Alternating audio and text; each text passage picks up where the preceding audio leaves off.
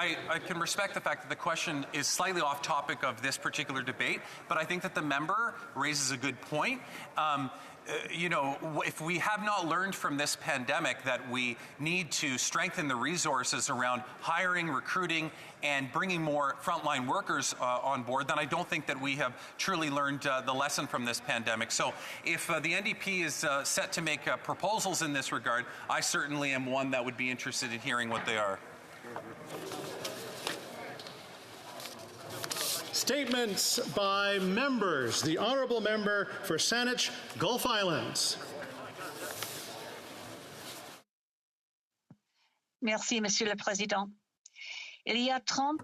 Thank you, Mr. Speaker. 32 years ago, 14 women were killed at the École Polytechnique. We remember them. Geneviève Bergeron, Hélène Colgan, Nathalie Croteau, Barbara Dino, Anne-Marie Edouard, Maude Havergenic, Maryse Lagagné, Maryse Leclerc, Anne-Marie Lemay, Sonia Pelletier, Michel Richard, Annie Sant'Anno, Annie Turcotte, Barbara Kruznik-Wodajevic.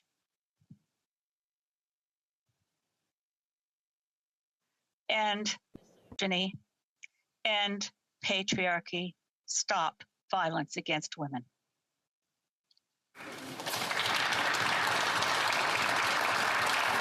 The Honourable Member for Winnipeg North. Yes, thank you, Mr. Speaker. I want to talk about diversity. Did you know that one of the fastest growing communities in Canada today is our Filipino heritage community, at approximately 1 million strong and growing, Mr. Speaker.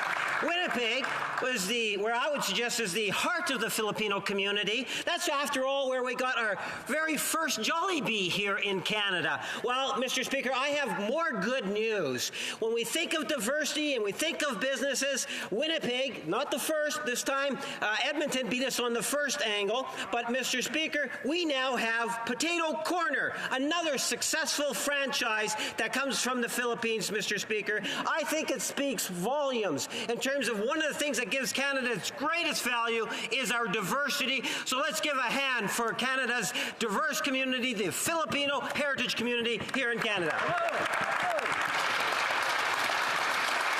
The Honourable Member for South Surrey, White Rock. Thank you, Mr. Speaker. I want to warmly thank the good people of South Surrey White Rock for re-electing me, and thank you.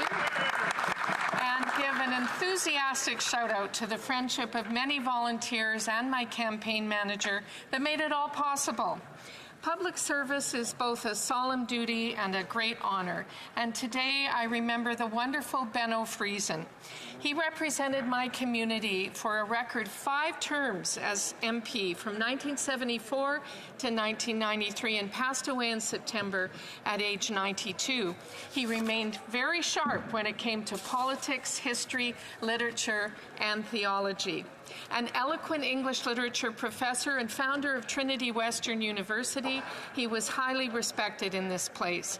Predeceased by his wife Marge, my sympathies to his daughters Cindy and Lynn and their families, including 7 grandchildren. Benno was a mentor and friend, Mr. Speaker. I am truly blessed to have received his wisdom and advice. The Honourable Member for Hamilton East, Stony Creek. Good afternoon, Mr. Speaker. I rise today for the first time in the 44th Parliament to say thank you. Thank you to the residents of Ward 5 in Hamilton East, Stony Creek for the 26 years of support as their city councillor. It was an honour and privilege to serve them for so many years. Thank you to those very same residents in Hamilton East, Stony Creek who elected me this past September as their new Member of Parliament. I look forward to addressing the challenges and opportunities that face our community and our great city. As all elected representatives know, we owe our success in large part to our family, friends, and volunteers. Oftentimes, our service to the community conflicts with special occasions at home or simply spending time with those we care about the most.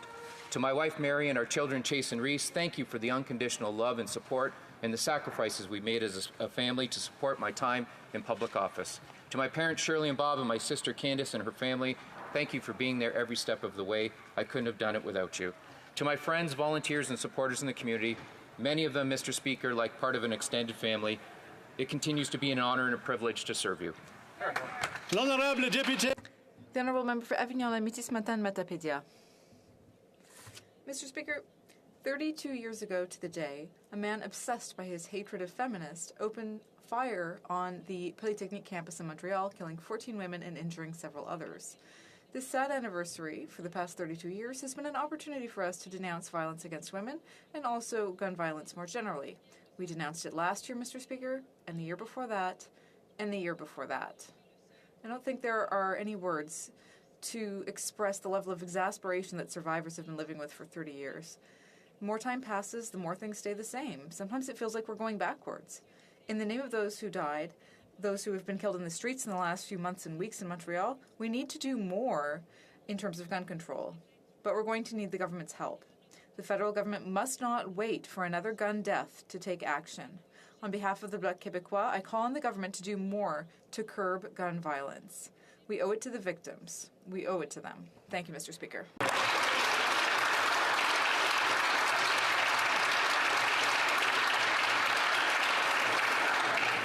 The Honourable Member for Halifax.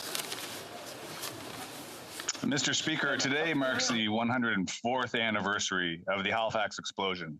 On the morning of December 6, 1917, the SS Mont Blanc, an incoming munitions vessel, collided with SS Emo, an outgoing Belgian relief vessel in Halifax Harbor.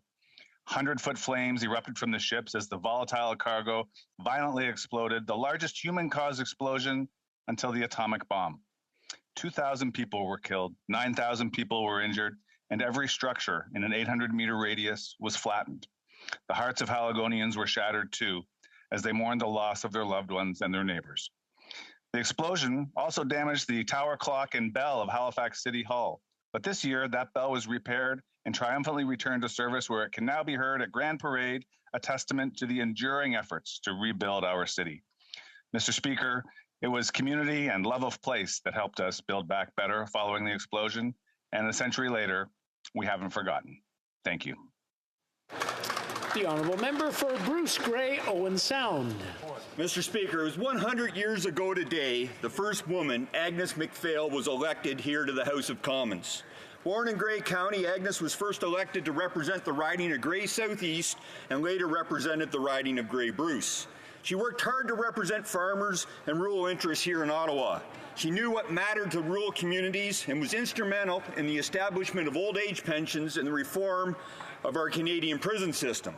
Agnes's achievements did not end with being elected to the Canadian Parliament.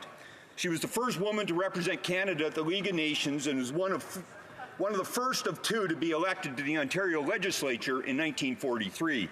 Today, her legacy and work continue with organizations like Elect Her Now, who aim to increase women's representation in municipal politics across my riding of Bruce Grey Owen Sound by connecting aspiring women with some of the great role models in the riding.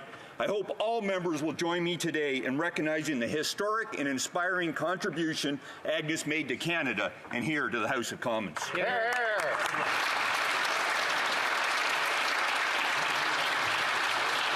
The Honourable Member for London North Centre. Mr. Speaker, as I rise for the first time in the 44th Parliament, I want to express my sincere and profound gratitude to the residents of London North Centre for electing me to be their Member of Parliament for a third time. Mr. Speaker, a concern consistently brought to my attention by those constituents is the affordability of childcare. The average London family is paying more than $15,000 annually per child.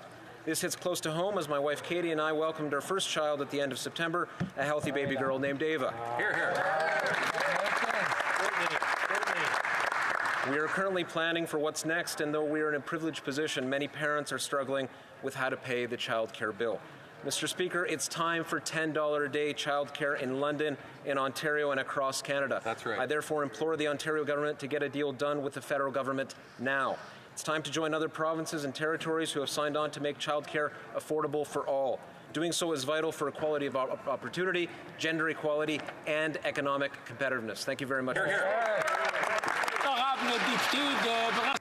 The Honourable Member for Brassard-Saint-Lambert. Mr. Speaker, today is the 32nd anniversary of the Polytechnique massacre. I don't think there are many people in Canada who don't know about this tragedy and what it meant for Canada, but it had a particular impact on the 50% of Canada's population who were born women. Femicide is now recognized for what it is, the deliberate killing of a person simply because of their gender. There are many murders in Canada, many of them linked to organized crime. But what remains particularly disturbing about the event that took the lives of these 14 young women who wanted to become engineers is that their only crime was their gender. And the main motive for femicide is still the fact that a woman is a woman. This is beyond me. I'm a grandmother of 2 boys. I hope that they will learn to recognize and appreciate the intrinsic equality of all people, and that they will grow up in a society that recognizes that we are all responsible for advancing equality. Thank you, Mr. Speaker. The honourable member for Peterborough Kawartha. You're here. Thank you, Mr. Speaker. Today I'm very proud to share the story of Coach Cal. That's a hashtag, please use it. A 6-year-old from my riding of Peterborough Kawartha.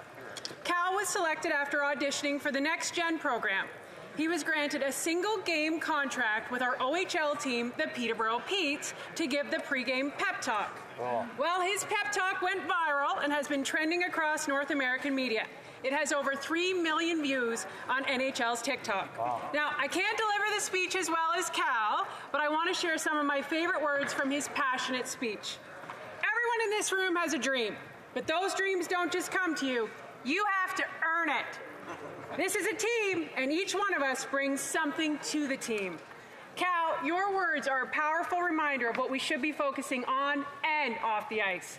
As your MP, I'm very proud of your hard work, and I'll do whatever it takes to get the W for Peterborough Kawartha.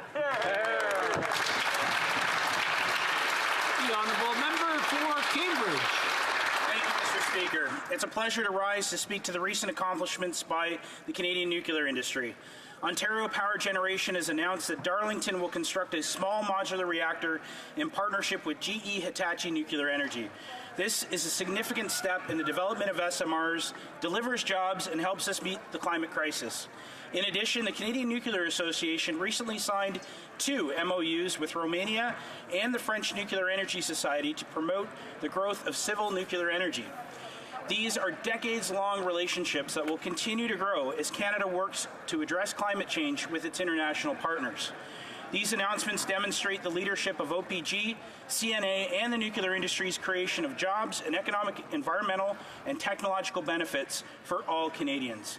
Mr. Speaker, please join me in helping welcome them and congratulating them on their incredible work. Thank you. The honourable member for Sturgeon River Parkland. Mr. Speaker, since the flooding began in British Columbia, Canadians have stepped up.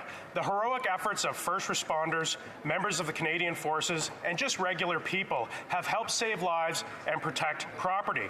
Faith groups and civic organizations have also stepped up in a big way to provide food and shelter to evacuees.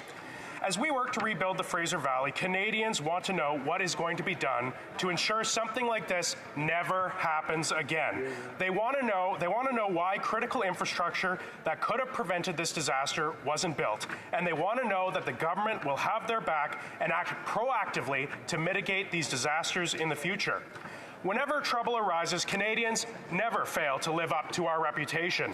We are a generous people, always ready to help those in need, even when it means putting our own lives at risk. Conservatives are committed to a Team Canada approach. We will work hard to rebuild, to protect British Columbians for generations to come. It's time to get the job done. The honourable member for Kenora. 50% of women have been victims of sexual or physical violence. Last year, on average, a woman or girl was killed every 2.5 days, with Indigenous women being disproportionately targeted. The vast majority of identified perpetrators are men, and in many cases, a current or former intimate partner.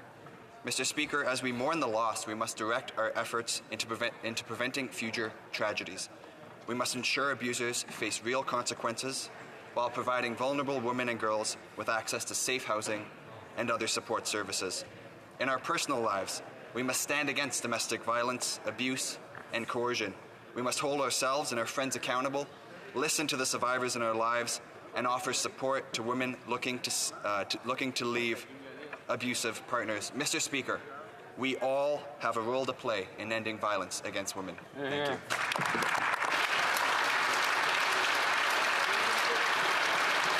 The honourable member for Kings Hants. Mr. Speaker, I rise today to recognize an exceptional maritimer, someone who has had a lasting impact on journalism in Canada. Earlier this week, Steve Murphy delivered his last sign-off as anchor of CTV Atlantic News at 6 after a broadcasting career that spanned 4 decades. He has taken us through many historic moments during his time. Tragedies like the crash of Swiss Air Flight 111, massive storms and weather events like Hurricane and White Swan, historic visits from the Queen and American presidents, and milestones like the opening of the Confederation Bridge.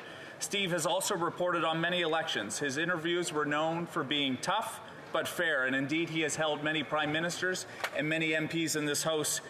He's held their feet to the fire on issues of the day. In fact, Steve's interviews were seen as a rite of passage for elected officials, and one of my own regrets as a young MP was the ability to not have the ability to actually have one of those interviews and to be questioned by Steve. I would like to ask that all members of this House wish Steve Murphy all the best in his retirement in the days ahead.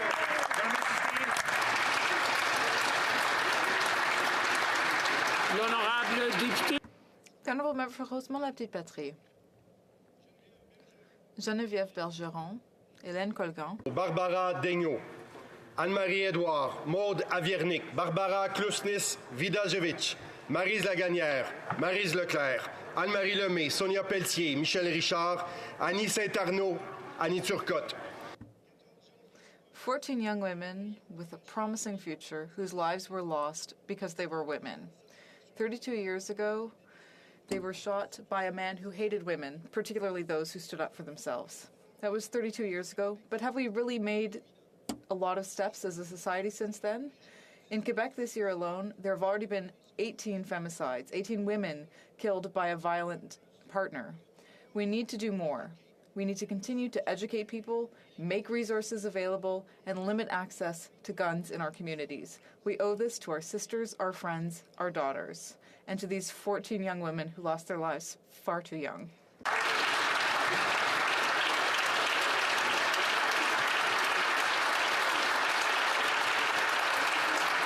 L'honorable. The honourable member for Manicouagan.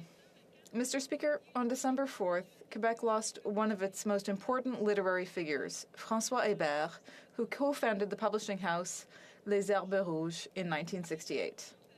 When you think of Quebec literature and poetry, you can't help but think of the almost mythical figures of the Hébert brothers, Marcel, who died in 2007, and François. François's more than half a century of Quebec literary memory has suddenly been lost.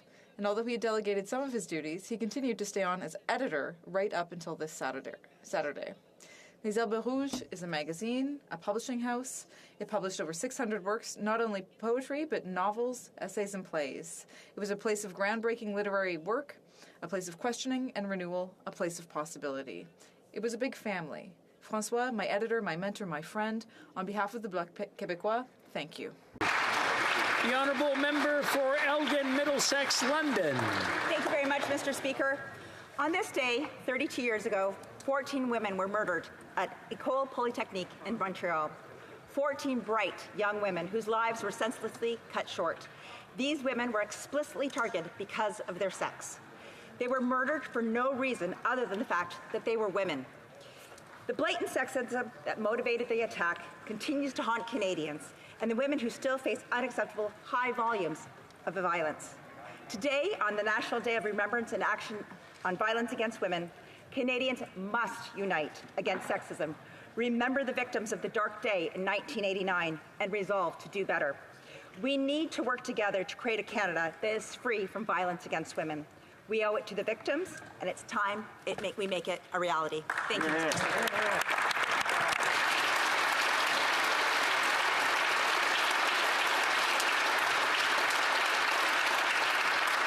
L'honorable. The honourable member for Outremont. Thank you, Mr. Speaker.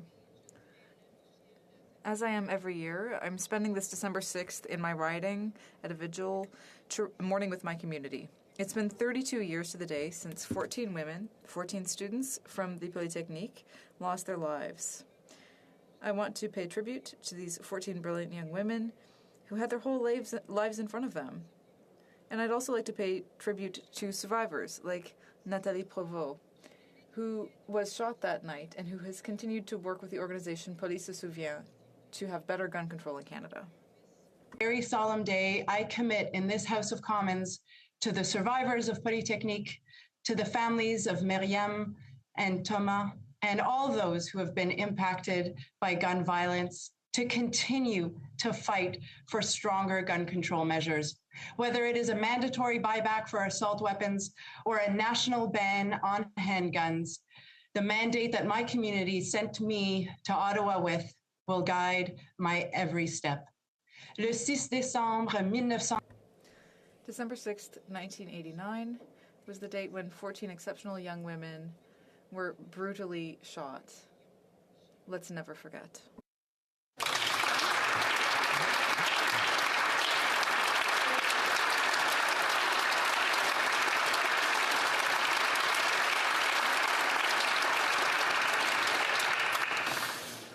Following discussions among representatives of all parties in the House, I understand that there is an agreement to observe a moment of silence. I now invite the House to rise and observe a minute of silence in memory of the victims of the tragic event that happened 32 years ago at École Polytechnique in Montreal.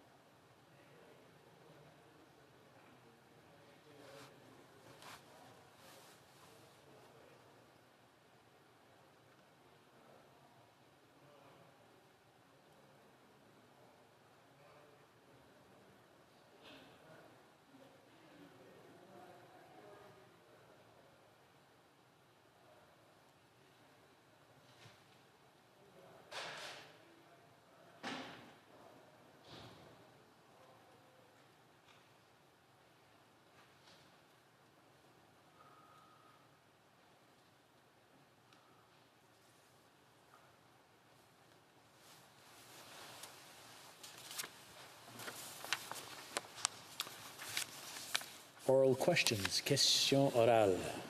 The Honourable Member for Portage-Lisker.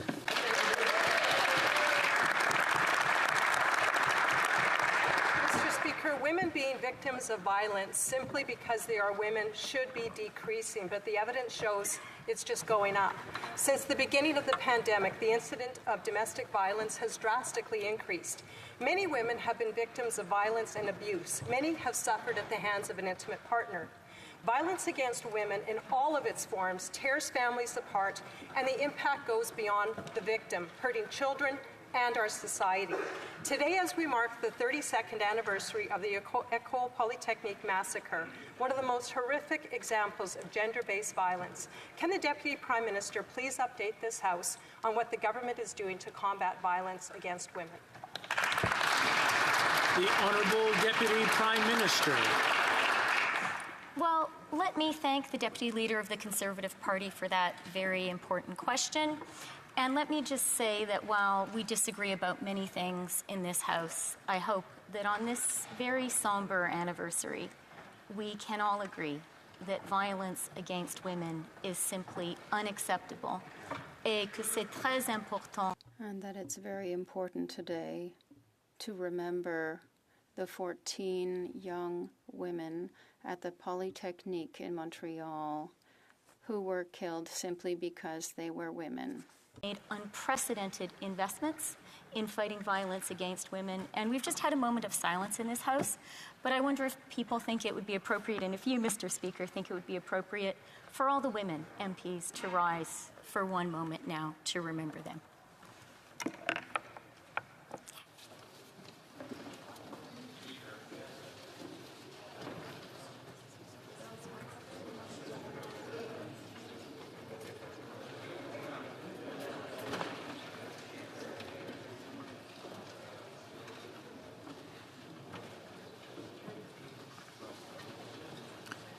The honourable member for Portage-Lisgar.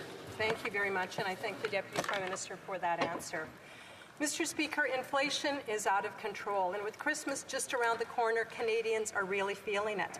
And all it seems this Liberal government can do is throw up their hands and say there's nothing that we can do. Well, I want to remind the Minister of Finance that government does have a say in setting the inflation control target.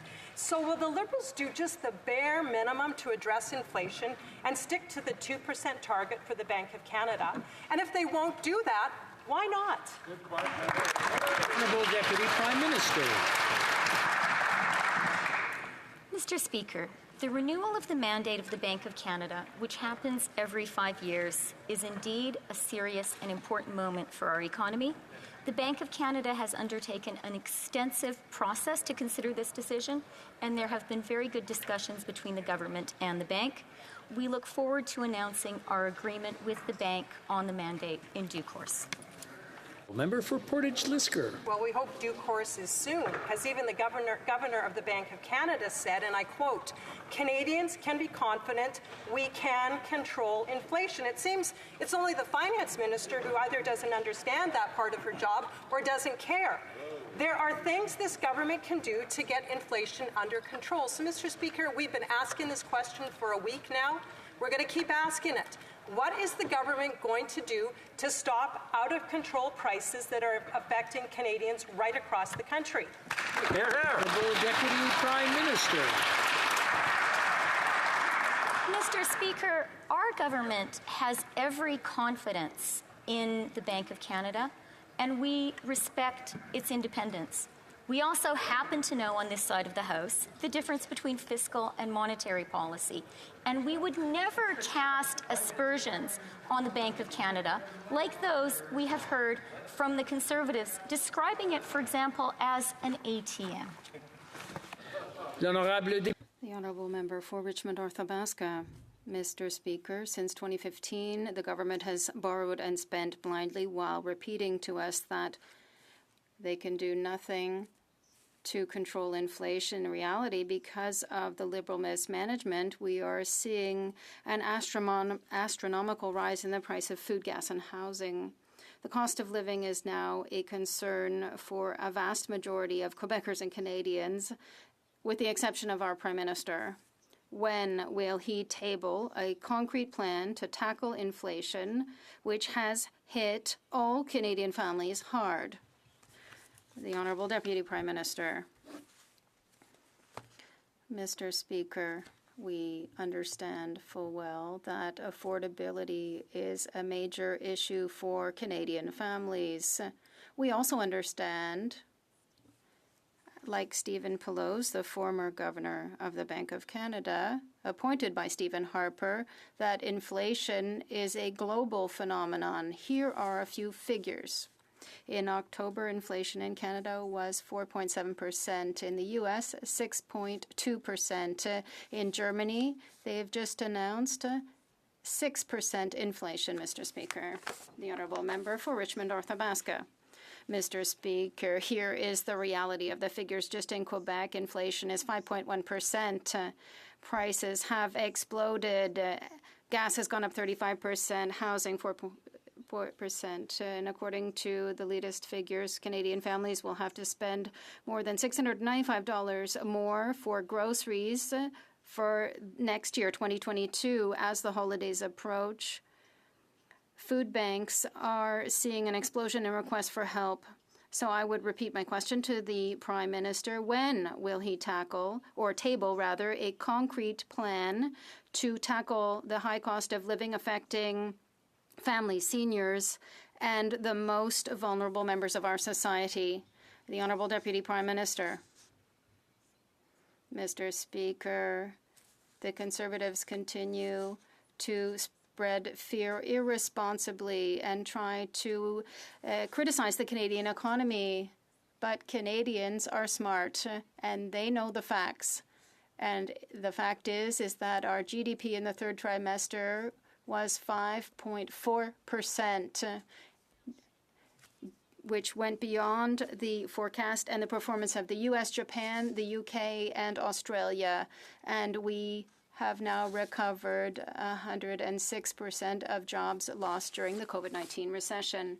The honourable member for Salaberry-sur-Roi. Mr. Speaker, 32 years ago today, Quebec was hit by a feminicide, taking 4 lives among the students at Polytechnique. In the light of these 18 feminicides this year alone and the wave of shootings rocking Montreal, the lack of progress on gun control since that massacre is even more glaring. I'm quoting a survivor of the Polytechnic, Natalie Provost. She said it's a disaster. There is less protection in 2021 than in 1989. When will the government assume its responsibilities for gun control? The Honourable Minister of Public Safety. Mr. Speaker, I want to thank my colleague for her question and her words on this solemn anniversary of the Polytechnic massacre. Our government has already supported many concrete measures in relation to gun control. At the same time, we must recognize that we have to look further and find more concrete solutions. We must work together with the Quebec government and all the MPs in the House in order to ensure that everybody can live safely in their communities. The honourable member for Salaberry-sur-Roi. Mr. Speaker, according to the coordinator of Police se souvient, I quote, gun control is being weakened while we are seeing an increase in the number of women murdered and shootings. 32 years later, we are lagging instead of moving forward. It's so discouraging. And that's what the survivors of the Polytechnic massacre are telling us today. We owe a debt to these women. What strong action can the Deputy Prime Minister take today to ensure that the victims can stop condemning the fact that the federal government is doing nothing? The Honourable Minister. Mr. Speaker, my colleague is right, and that is why we will continue to work with them, with families of victims, with the government of Quebec. Last week, I had 2 meetings virtually with leader of Police se souvient and with my Quebec counterpart in order to encourage greater collaboration, to find concrete solutions to address this issue. And that is why we will continue to work in close collaboration with all. Thank you. The honourable member for Rosemount Petite Patrie. Mr. Speaker, opioids are devastating Quebec as elsewhere. We are seeing a lot of overdoses happening. Hundreds of people have died. For all those who have looked at the issue, including police, public health, World Health Organization, the solution is not complicated, decriminalizing simple possession of drugs. The people affected don't need to go to prison. They need help. A number of major cities, including Toronto, Vancouver, Montreal, are asking the federal government to take action. What are the Liberals waiting for to tackle seriously the overdose issue?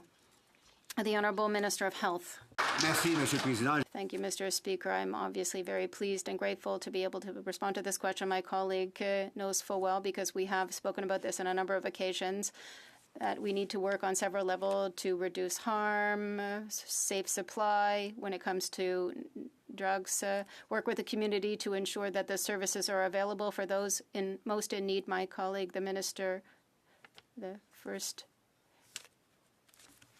minister responsible for addictions, is working on this, and we will provide more details shortly. Speaker, the Public Health Agency of Canada reported an 88% increase in opioid-related deaths last year. The Prime Minister has repeatedly said we need to listen to public health officials to get through the pandemic, but when it comes to the overdose crisis, he's ignoring those same health officials who are clearly saying that the decriminalization of personal possession of illicit drugs and providing a safe supply is an essential first step in ending the stigma and saving lives. Mr. Speaker, the stigma starts with the Prime Minister. It's been 6 years and over 20,000 people have died from a poison drug supply. When will he finally take action? The Honourable Minister. Mr. Speaker, our government recognizes that substance use is a health issue. We are looking to ways to divert people who use drugs away from the criminal justice system and towards supportive and trusted relationships. We will carefully review any request to decriminalize the personal possession of drugs on a case-by-case basis, as well as the new ways to address the toxic drug supply. We will continue to use every tool at our disposal to end this national public health crisis. Member for Edmonton Riverbend. Mr. Speaker, do you know how many buildings the federal government owns? 37,246. Wow. Do you know how much land the federal government owns? Almost 41 million hectares. Wow. Now, Conservatives had a plan in the last election. It was to tie infrastructure dollars to housing prices. The Liberals' plan, create more housing inflation. Can the minister tell us how a 20% rise in housing prices is actually helping Canadians? The Honourable Minister. Every Canadian deserves a safe and affordable place to call home. And with respect to the honourable member's question, I'd point out that that's precisely why our government brought in the National Housing Strategy, which has seen more than $72 billion planned to help ensure Canadians get the housing that they need. Since 2015, in just the past 6 years, Mr. Speaker, our government supported the creation of nearly 100,000 new units and have repaired over 300,000 more across all housing programs, representing $27.4 billion. There is no shortage of investments we've made, Mr. Speaker, to make sure Canadians have a place they can afford that is safe to call home. The honourable member for Edmonton Riverbend. Unreal, Mr. Speaker. Does that member not realize that in downtown Toronto, the average home price of a single detached family home is $1.8 million? Well, let's compare Canada with the rest of the G7. Building housing supply, the highest or the lowest. So, Mr. Speaker, housing inflation, the highest. New builds, down 5.2%. House prices up 20%. Under what metric in the world is this plan working? The Honourable Minister of Immigration. It's hard to point out which metric he's pointing to when we're confused about which is higher and which is lower, Mr. Speaker. But with great respect, what's not wavered is our commitment to ensuring that we're investing in building supply, investing in programs like a new rent-to-own so people who are renting can actually afford a place to call home, which will have generational impacts. Investments that are actually going to make homes more affordable for first-time buyers. Mr. Speaker, whether it's housing affordability or building more affordable housing, our government has been committed like no other government in the history of Canada from the very moment we first formed government, and that's not going to continue, not going to cease, Mr. Speaker. We know it's a problem, and we're going to continue to address it. The honourable member for Carleton. Despite the fact that Canada has the second biggest housing bubble in the world, according to Bloomberg, and Vancouver and Toronto are the second and fifth most unaffordable housing markets on planet Earth, according to Demographia, the Liberal media and the Liberal government wants me to stop talking about housing inflation. Well, you know who doesn't want me to stop talking about it? Raj, who is an IT worker from Brampton who has to drive Uber in order to save up over 15 years to make a down payment on the average house in his community. Will the minister tell Raj and other Canadians, do we have a housing bubble, yes or no? The Honourable Minister of Immigration. Mr. Speaker, we have to acknowledge that there has been a rapid and serious rise in the cost of housing across Canada, but we were wise to this fact long before the pandemic. Mr. Speaker, that's why we advanced a national housing strategy beginning 6 years ago, which didn't seem to get the support of the opposition parties at the time. We're going to continue to make the kinds of investments that has already seen 100,000 new units constructed, that has already seen 300,000 new units retrofitted. Mr. Speaker, we're going to continue to make the kinds of investments that will increase supply and reduce the costs so more Canadians like Raj can enter the housing market in Canada. Honourable member for Carleton. No surprise that the finance minister is running away from her record on housing inflation. After all, since she took the job, prices are up by 20%. Since this government took office, they're up 58%, almost $300,000.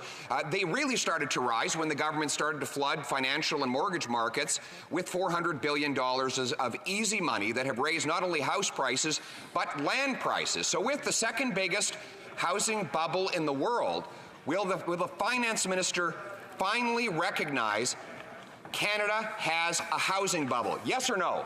The Honourable Deputy Prime Minister.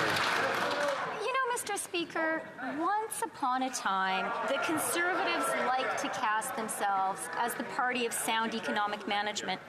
But now they have a finance critic who, as one columnist recently put it, quote, has breezily bent facts past the breaking point, notably by asserting that Canada has run the largest budget deficit in the G20 and that Canada's inflation rate is far higher than all its peers except the U.S. Neither assertion is true, of course, so why should we listen to anything the member for Carleton has to say? The honourable member for Carleton. Well, the member loves to quote the Liberal state-funded media to defend herself. Well, let's do that. Let's do that. Let me quote the Globe and Mail. The Liberal government is asking Parliament to approve billions in new spending during a brief 4-hour sitting in Ottawa, but is facing questions because it has not released full accounting of how it spent more than $600 billion last year. Mr. Speaker, we don't know how this deficit ranks because they won't release the public accounts. All we know is that they have flooded the economy with over $500 billion of deficit spending, driving up, for example, housing prices to the second highest in the world. So I will go back to the same question. Does Canada have a housing bubble? Yes or no? The Honourable Deputy Prime Minister. You know, Mr. Speaker, maybe the Conservatives' truth problem starts at the top. After all, a recent press conference by the Leader of the Opposition was littered with misleading statements about the economy. I won't get through all of them, but I'll start. He said Canada has the lowest growth. The truth? Q3 GDP numbers show our economy is growing faster than the US, UK, Japan, and Australia. He said Canada has the worst record on unemployment.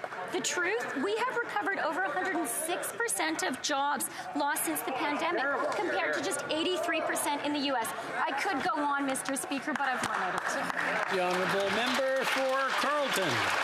Well, I wish she would, because she loves to quote Liberal media commentators. One of the articles she quoted earlier actually talked about how she put manipulative media onto Twitter, making history as the first minister in Canadian history to be sanctioned by social media companies for misinformation online. So enough with the misinformation.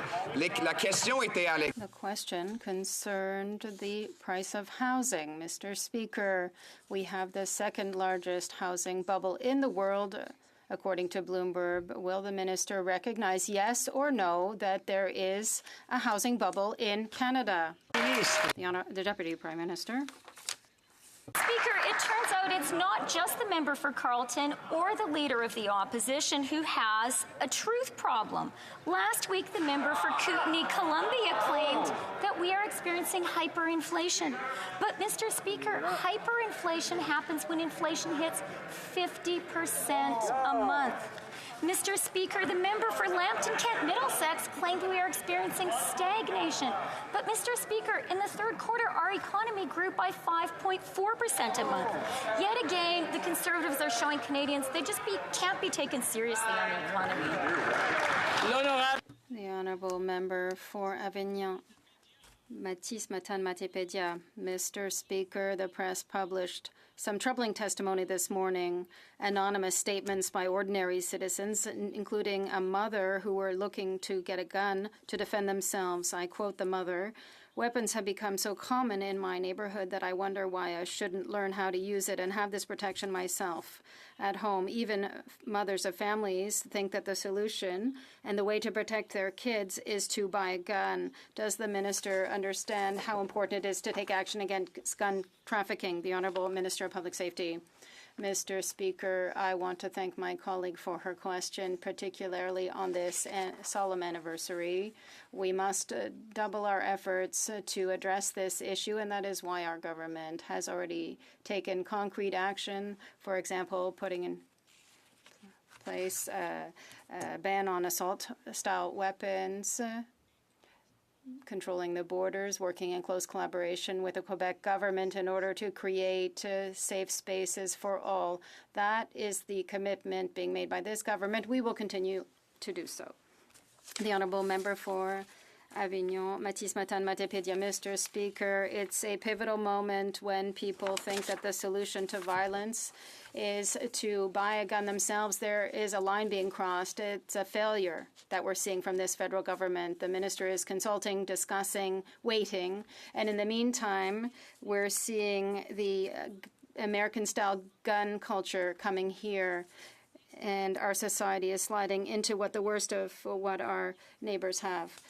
What is it going to take for the government to wake up? The Honourable Minister. Mr. Speaker, I share the concerns by my colleague, and that is why in the last few weeks I have had 2 virtual meetings with my Quebec counterpart and with the leader of Police Se Souvient, particularly today when we recognize the challenges with regard to this subject. We must double our efforts and continue to try to find concrete solutions, and that is the commitment being made by this government to work together with all MPs in the House. Thank you.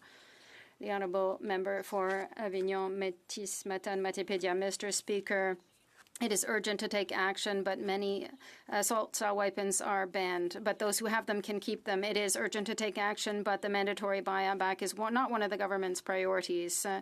It's urgent to take action, but banning handguns is not a priority either. The government rather wants to push that back onto the provinces. 32 years today after the Polytechnic massacre, does the minister realize that the survivors are sick of commemorative ceremonies and hands on their heart that lead to no action? The Honourable Minister of Public Safety. Mr. Speaker, I want to reassure my colleague that it is a priority for this government to introduce a gun mandatory buyback program. That is the commitment being made by this government, was during the election and now. And we will continue to find other solutions, to continue to add resources at the borders and continue to work to find solutions and create safe spaces for all, particularly today on this solemn anniversary. That is the commitment being made by this government. Thank you, Mr. Speaker. The Honourable Member for Mégantic-L'Érable. Mr. Speaker, the Liberal government seems to have learned nothing in the past 20 months of the pandemic. It's not enough to announce border measures to protect Canadians. We have to ensure they are effective. Let's talk about the ArriveCan application. It's supposed to protect Canadians, but in reality, it only is making things worse at the border. People are not informed. No one is answering the phone to provide assistance. Seniors without a smartphone cannot travel. We are hearing stories of mandatory quarantine for people with 3 vaccine doses. Can the Prime Minister come back to earth and straighten out what he's told the borders? The Honourable Minister of Public Safety. Mr. Speaker, I must reassure my colleague that this government is taking the necessary steps at the border to protect all Canadians. And that is why we have introduced restrictions for travelers. And that is why there needs to be more testing at the borders in order to protect everybody. And with regard to ArriveCan, in the last few weeks, I spoke with the border to offer more advice and options when it comes to people arriving at the border. Thank you. Kildonan, St. Paul. Mr. Speaker, in order for Canadians to cross the land border from the U.S. into Canada, they have to upload their proof of vaccination to the government's official app called ArriveCan. But this requirement has been poorly communicated, to say the least. Now, if you fail to do this, Canadians are finding out at the border upon returning home that they will be punished by their government with a mandatory 2-week quarantine, and there's absolutely no recourse for them. MPs have received hundreds of complaints about this, Mr. Speaker, and Canadians deserve reasonable accommodation at their own land border. When will they get it? The Honourable Minister. Mr. Speaker, I want to assure my colleague and all members in this chamber that this government will never hesitate to put in place the public health care measures which are required at the border to protect all Canadians, particularly now as we continue to learn more about the variant of concern, Omicron. It's absolutely necessary that we exercise an abundance of caution at the borders to protect everyone so that we can protect the progress that we've made thus far. And with regards to ArriveCan, I want to assure my colleague that I've spoken with the CBSA so that there's additional guidance to provide the opportunity for travelers to provide the information that is necessary on ArriveCan in person at the borders. Honourable Member for Kildonan, St. Paul. Mr. Speaker, if you've received mandatory quarantine for spending, say, 30 minutes at the grocery store in the U.S., there's your government's response. They have no plan to help you and are by all accounts pleased with their punishments of Canadians. And we need to look at the facts. The ArriveCan app has crashed for some users. Many can access it from poor cell service. Many seniors don't have smartphones. For others, costly data plans are out of reach for them.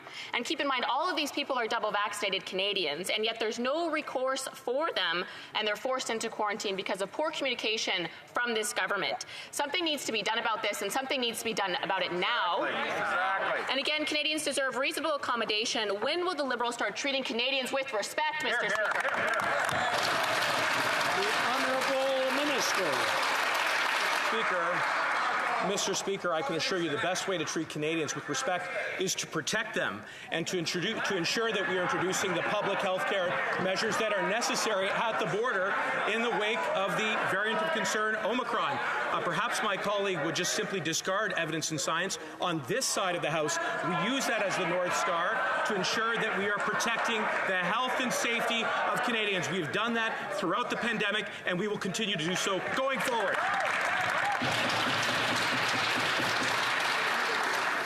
Just want to remind the honourable members it was going so well, and suddenly, I'm trying to hear the question. I don't want to tax the honourable minister and ask him to repeat so that I can hear it. So I'm just going to ask anyone to be quiet when they're being questioned, or the questions are being posed, and when the answers are being put forward. The honourable member for Edmonton Strathcona. The Guaranteed Income Supplement is designed to help seniors living below the poverty line pay for rent, for groceries, and for medication. Losing the GIS because they received the CERB benefits that they were entitled to means that the most vulnerable, the poorest seniors in every riding in this country, can no longer afford to get by. While the Canadian seniors are losing their homes, the Liberal government continues to drag its feet rather than fix this problem. Will the minister immediately exempt CERB income from the GIS calculations so Canadian seniors can stop suffering? Hear, hear. Honourable Minister for Seniors. Mr. Speaker, I think we can all agree just how challenging this pandemic has been for our seniors. But, Mr. Speaker, every single step of the way, our government has been there to support seniors, especially those most vulnerable, by strengthening their GIS. Mr. Speaker, we moved extremely quickly to provide immediate and direct financial support for seniors. When it comes to CERB GIS, Mr. Speaker, we know it's hard on some seniors this year, and I can assure the honourable member that we're working hard to find a solution to ensure that those affected have the supports that they need, Mr. Speaker. We've always been here for seniors. We're going to continue to be there for them. Thank you. The honourable member for Skeena, Bulkley Valley. Mr. Speaker, Canadians want travel rules that keep us safe from the Omicron variant. Instead, this government has introduced measures that are unclear and inconsistent. It's caused chaos at the airports, and it puts travelers' safety at risk. Last week, the U.S. introduced stricter testing requirements for Canadians, and Omicron has now been identified in over a dozen states. But Canada's new testing rules don't apply to flights coming from the U.S. Can the minister explain why? Minister of Health. Thank you, Mr. Speaker. Every opportunity to answer such questions is a welcome opportunity. I thank the member for providing one. He is right. Now we need to be focused on the health and safety of Canadians. We need to do this in a science-based manner, and we also need to follow public health advice. So while I hear some interesting comments from my Conservative MPs, I would like to ask them whether they have heard about the science of vaccination and whether they want to implement that in their own caucus. The honourable member for Dorval-Lachine-LaSalle. Monsieur le Président, il y a 32... Mr. Speaker, 32 years ago today, Canadians were shocked and horrified to learn that 14 young women with promising futures were murdered in a senseless act of misogyny and gender-based violence. Their only crime was that they had the audacity to move forward. Can the Minister of Public Safety inform the House what our government will do to prevent such tragedies from happening again? Thank you. Le ministre de la Sécurité publique. The Minister of Public Safety. Mr. Speaker, I thank my colleague for her question. These 14 young women who were murdered because they were women is a horrible chapter in our history. We are now implementing lifetime background checks for people who wish to purchase firearms, especially those who have been found guilty of conjugal violence. We are going to do everything we can to put an end to gender-based violence and help women achieve their full potential every day. Mr. Speaker, last week I asked the government when it would make a decision on banning Huawei. No answer, so I'm going to try again. Canada's most trusted security partners, including the U.S., have banned the use of Huawei technology in their 5G networks. Our country is the only one yet to say no to Huawei. The Prime Minister promised to make this decision before the 2019 election. Here we are 3 years later, and another election behind us, still no decision. So when will this government and this minister make a decision? Get on with it. Honourable Minister for International Trade. Mr. Speaker, our government will continue to ensure that Canadian networks are kept safe and secure, and Canadians can be assured that we will not compromise on matters of national security. While we cannot comment on specific companies, an examination of emerging 5G technology and the associated security and economic considerations is underway.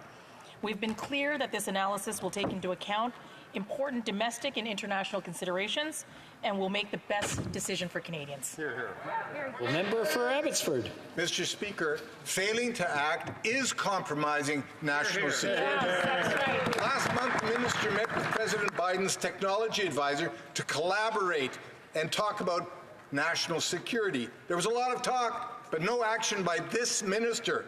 Meanwhile, our telecoms have spent close to $1 billion on Huawei equipment, and now they want to have taxpayers compensate them for that. Can you imagine that, Mr. Speaker? So will the minister say no to compensation, and will the minister finally say no to Huawei? The Honourable Minister. Mr. Speaker, we have been clear that the work that is underway takes into account the important domestic and international considerations, and we will ensure that we will always make the best decision for Canadians, and we will not compromise matters of national security. L'honorable député de Charbot-Haute-Saint-Charles. Monsieur le Président, ça fait 3 ans. Mr. Speaker, it's been 3 years that on this side of the House we've been telling this government that Huawei is a threat to Canada's national security. In 2019, Ralph Goodale promised that he'd make a decision. All members of the Five Eyes, except Canada, have banned Huawei. Even Canadian industry has severed ties with them. Will the Prime Minister finally make up his mind, or will he leave the decision to the next Conservative government? For International Trade. Mr. Speaker, our government will always ensure that our Canadian networks are safe and that they're secure, and that Canadians can be assured that we're not going to compromise on matters of national security. We're not going to comment on specific companies, but know that the examination of emerging 5G technology and associated security and economic considerations are underway. We will always act in the best interest of all Canadians. The Honourable député de Charbot-Saint-Charles. Monsieur le Président, je ne sais pas si la ministre a Mr. Speaker, I don't know if the minister has the right information, but national safety inquiries have already been made. We all know the answer. We all know that Huawei is a threat to Canada's national security. Could the minister be honest and give us a date as to when Canada will finally say no to Huawei?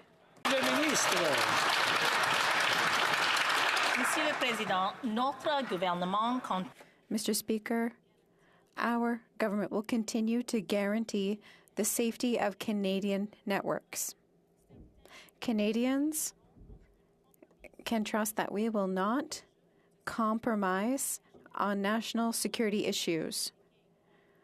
We've clearly indicated that we will take an approach that takes national and international considerations into account, and we will take the best decisions possible for Canadians. Député de Shefford. Monsieur le Président, le Québec.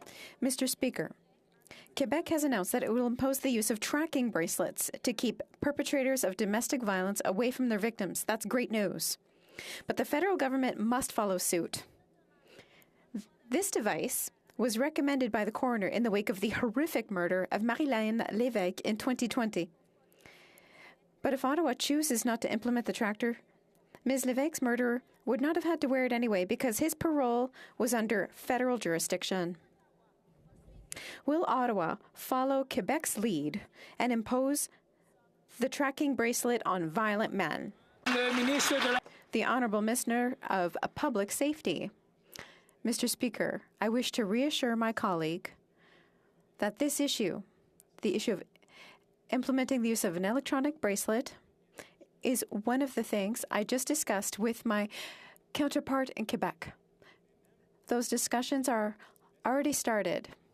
We need to invest and find additional resources in order to counter gender-based violence, and we will continue to do so to work towards that goal. The Honourable Member for Shefford. Mr. Speaker, fine words are not enough. Perpetrators of serious crimes, people who commit the most serious crimes against women, don't yet have a tracking bracelet. Quebec can make criminals under its jurisdiction wear a tracker for sentences less than 2 years, but those accused of more serious crimes, which fall under federal jurisdiction, the ones that pose the greatest danger, could get away without having to wear it. It's hard to imagine a worse double standard. Mr. Speaker, this tracker could save lives. Can the minister commit today to introducing a tracking bracelet for criminals under federal jurisdiction? Le ministre. The Honourable Minister. Mr. Speaker, as I've already said, I'm going to continue discussions with my counterpart in Quebec on the issue of introducing tracking bracelets. However, until then, we're going to continue to look for other solutions to find ways to fight domestic violence and make sure that our communities are safe. For Calgary, Forest Lawn. Afghan refugees who managed to escape to third countries are being deported back into the hands of the Taliban because their visas are expiring. This liberal-made immigration backlog is delaying their applications and putting their lives at risk. Canada had months to prepare for the situation in Afghanistan, but this Prime Minister called a selfish election, abandoning those who served Canada and avoid any accountability. On what date will the promised 40,000 Afghan refugees come to Canada, or will they become another abandoned Liberal promise? The Honourable Minister of Education, Immigration. Thank the Honourable Member for his question. The situation in Afghanistan is nothing short of heartbreaking. The reality is, Mr. Speaker, we've made a substantial contribution by committing to bringing 40,000 Afghan refugees. But I'd point out to the member that the effort is well underway. More than 4,000 Afghan refugees are living in Canada today. Another 1,200 are in third countries that have been approved to come to Canada, and another 9,500 that are still in Afghanistan have been approved for onward travel. And I'm pleased to take the occasion, Mr. Speaker, to share with the honourable member that Thursday evening of last week, the first cohort of privately sponsored refugees landed in Toronto with 243 new Canadians that will be calling our country their home going forward. The Honourable Member for Saskatoon West. Mr. Speaker, on August 15th, Afghanistan fell to the Taliban, endangering thousands of Afghans that worked and fought beside Canadian forces. The same Taliban that had hunted and killed our soldiers over the past 20 years. This government is committed to taking 40,000 Afghans, but to date has taken less than 10% of that number. In the meantime, another 10,000 are frantically wondering who will get to them first, the Canadian government processing their paperwork or the Taliban. Mr. Speaker, why is this immigration minister playing roulette with 10,000 Afghan lives? The Honourable Minister of Immigration. Speaker, I take enormous exception to the allegation that any member of this House is playing roulette with the lives of some of the world's most vulnerable people. The reality is Canada stepped up to make a world-leading commitment to bring 40,000 Afghan refugees here. As the member pointed out, there are more than 4,000 here today, 1,200 more in third countries, 9,500 more in Afghanistan. But, Mr. Speaker, the hypocrisy behind the question is something that the member should be ashamed of when he campaigned on a commitment months ago during the election to completely eliminate the government-assisted refugee stream altogether, which brought 4,000 people here. The Honourable Member for Pitt Meadows, Maple Ridge.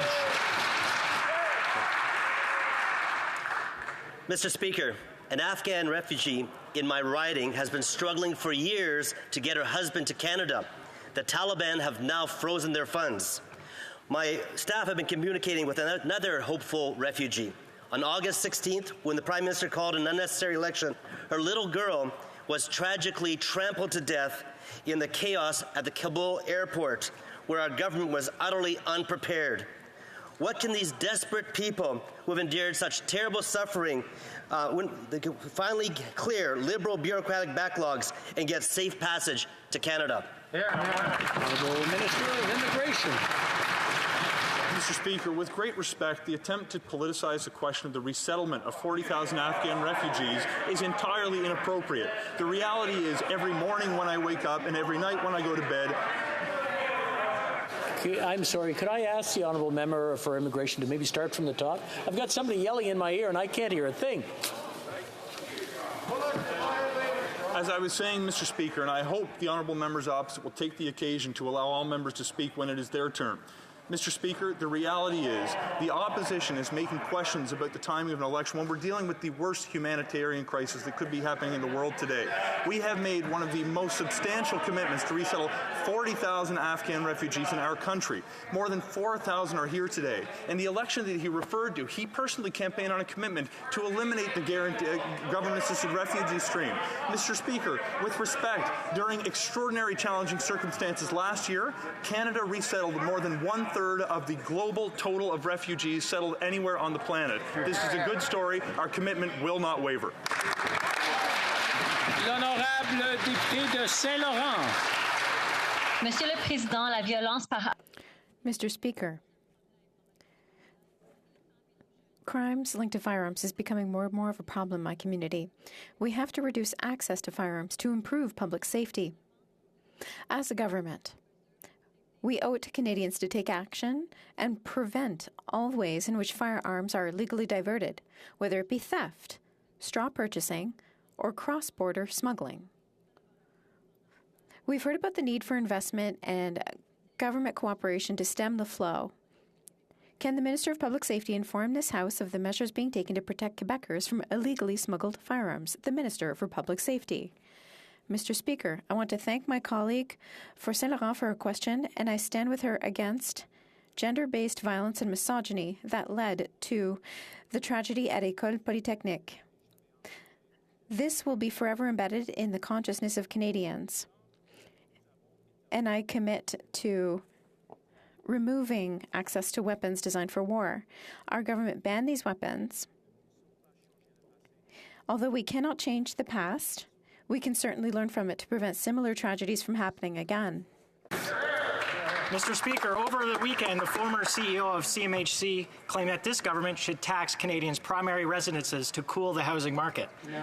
This policy would devastate millions of Canadians and many in my riding who rely on their home equity to fund their retirement. Will the Minister of Finance commit today in this House to Canadians that it will not impose new taxes on primary residences to fund this government's runaway spending? The Honourable Deputy Prime Minister. Yes, I will, Mr. Speaker, and any suggestion otherwise is absolutely false. The Honourable Member for Sturgeon River, Parkland. Mr. Speaker, Canadians were shocked to learn that the government failed to engage the Americans through the International Joint Commission to find a solution to repeated flooding in British Columbia. The flooding of the Nooksack River in Washington state has spilled over into Canada, resulting in billions in damages to British Columbians. Reports indicate that a mere $29 million investment could have prevented this damage. Why did the Liberal government fail yet again to engage our closest ally to protect Canadians from this disaster? The Honourable Minister. Thank you very much, Mr. Speaker. And while I commend the member opposite for the clarity of his hindsight, the reality is that there are always ongoing important discussions between ourselves and our American partners with respect to keeping our communities safe. Now, with respect to this flooding of the Nooksack River, there has been and will continue to be ongoing discussions and work to ensure that water overflowing that river does not impact upon our communities. It's the work that's ongoing now. The Honourable Member for Yellowhead. Mr. Speaker, there is a massive labour shortage across this country, especially in my riding. Local and small businesses in Edson and Hinton are challenged to fill positions in convenience, clothing, and hardware stores, to name a few. Small businesses are major contributors to local employment, and they are hurting. Some have closed, others have even lost their businesses. Mr. Speaker, when will this Liberal government start making all local and small businesses a priority in our communities? The Honourable Minister of Employment. Small businesses are absolutely a priority of our government. In fact, it's thanks to them that Canada gained 154,000 jobs last month. Mr. Speaker, our unemployment rate has gone down for the 6th consecutive month in a row, and in fact, we've gained 106% of the jobs lost during the pandemic. We do have labour shortages. We have a plan to address them. We've made the largest investment in training. We're investing in childcare. We're investing in youth employment. We're investing in bringing talented workers to Canada. We will not rest until we address this. Thank you. The Honourable Member for Mississauga, Streetsville. Mr. Speaker, 32 years ago, 14 young lives were taken at École Polytechnique, and Canada was changed forever. My thoughts are with the families of each victim as we remember this somber anniversary. Gender-based violence has devastating impacts, and the pandemic increased existing challenges for women fleeing violence. Can the Minister of Women and Gender Equality and Youth share with the House how we are addressing the rise of gender-based violence in Quebec and across Canada? Mr. for Women.